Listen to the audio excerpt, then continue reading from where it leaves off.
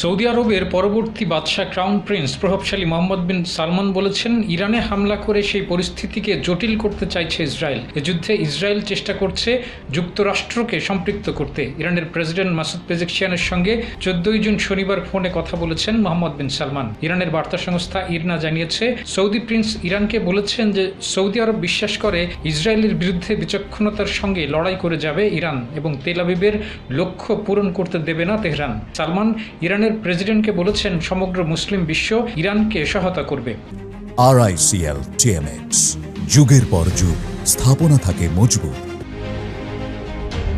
Pezeshkian বলেছেন, president হিসেবে দায়িত্ব নেওয়ার পর থেকে তিনি শান্তি, নিরাপত্তা এবং স্থিতিশীলতা বজায় রাখার চেষ্টা করছেন আঞ্চলিকভাবে। তবে ইসরায়েল তার সেই লক্ষ্য পূরণের পথে বাধা হয়ে দাঁড়িয়েছে। ইরানের প্রেসিডেন্ট আশা প্রকাশ করেন, ইরান এবং সৌদি আরব একসঙ্গে মিলে আঞ্চলিক শান্তি রক্ষায় কাজ করতে পারবে।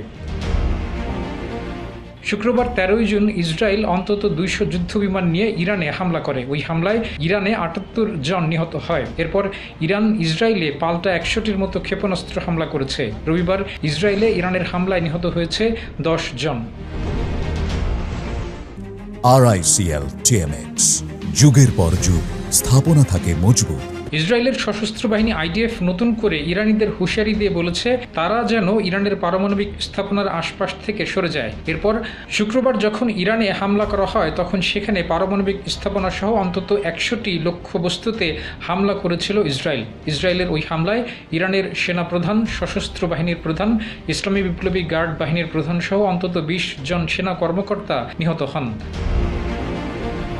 ইসরায়েলের প্রধানমন্ত্রী বেঞ্জামিন নেতানিয়াহু হুঁশিয়ারি দিয়ে বলেছেন, 13 জুন ইরানে যে হামলা হয়েছে তা আসন্ন ইরানে হামলার যে পরিকল্পনা রয়েছে তার তুলনায় খুব বড় কোনো হামলা নয়। ইরান হুঁশিয়ারি দিয়েছে, ইসরায়েলকে সহায়তা করলে যুক্তরাষ্ট্রেও হামলা করবে তেহরান। যুদ্ধের সর্বশেষ খবরে জানা গেছে, ইরানের 2টি প্রাকৃতিক গ্যাস ক্ষেত্রে হামলা করেছে ইসরায়েলের ক্ষেপণাস্ত্র, যে কারণে গ্যাস উত্তোলন বন্ধ হয়ে যায়। ডেস্ক রিপোর্ট, জয় জয় দিন।